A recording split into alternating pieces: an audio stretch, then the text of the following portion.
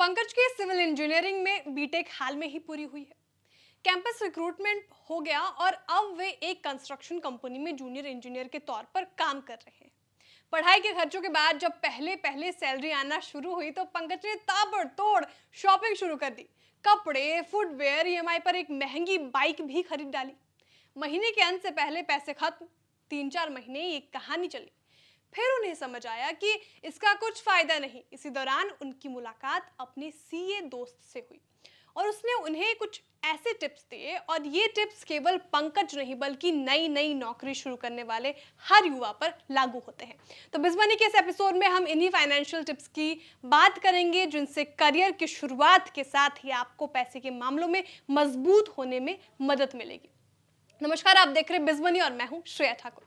पहली सलाह यह है कि आप ऑटो फिक्स डिपॉजिट का ऑप्शन चुनें। बैंक अपने सेविंग अकाउंट होल्डर्स को ये फैसिलिटी देते हैं। इसमें आपके अकाउंट बैलेंस के पहले से तय एक सीमा के ऊपर जाती है बकाया रकम अपने आप एफडी में बदल जाती है। जाहिर है एफडी पर सेविंग्स खाते के मुकाबले ज्यादा ब्याज मिलता है। इससे आपके पास मौजूद सरप्लस पैसा सीधे फिक्स डिपॉजिट में तब्दील हो जाएगा और बाद में यही पैसा आपको बड़े टारगेट्स को पूरा करने में मदद करेगा।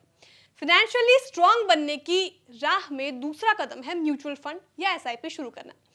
ऐसे सभी लोग जिन्हें शेयर बाजार की ज्यादा जानकारी नहीं है, उनके लिए म्यूचुअल फंड में एसआईपी के जरिए पैसा लगाना सबसे बढ़िया तरीका है।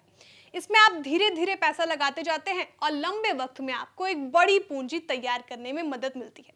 हर महीने एक तय तारीख को एसआईपी की रकम आपके खाते से कट जाती है और ये पैसा म्यूचुअल फंड स्कीम में चला जाता है।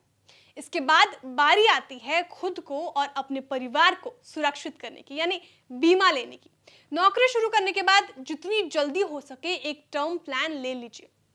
टर्म इंश्योरेंस में आपको बड़ा सम इंश्योर्ड मिलता है। बाद में अगर लगता है कि आपको ये टर्म इंश्योरेंस काफी नहीं है तो आप इसे टॉप अप कर सकते हैं और इसे बढ़ा भी सकते हैं। यहाँ आखिरी बात आती है कि किसी आपातकालीन परिस्थिति को लेकर आपकी तैयारियों की। मान लीजिए अचानक आपकी नौकरी चली जाए या सैलरी में कटौती हो जाए या फिर इलाज पर खर्च करना पड़े। ऐसे हालात के लिए आपके पास एक इमरजेंसी फंड भी होना चाहिए। ये फंड आपको मुश्किल वक्त में मदद देता है। कम से कम 3 महीने की सैलरी बराबर एक इमरजेंसी फंड आपके पास होना चाहिए। तो शॉपिंग, घूमने फिरने और बाहर खाने जैसे खर्चों पर थोड़ा सा कंट्रोल आपको वित्तीय रूप से मजबूत बना सकता है। और अगर आप नौकरी के शुरुआती दिनों से ही पैसों को लेकर जागरूक हो जाएंगे तो रिटायरमेंट के बाद की काफी जिंदगी पक्के तौर पर बढ़िया कटेगी। बिजमनी के इस एपिसोड में इतना ही। अगली कड़ी में कुछ और जरूरी जानकारी लेकर हाजिर होंगे। तब तक के लिए देखते रहिए बिस्तार।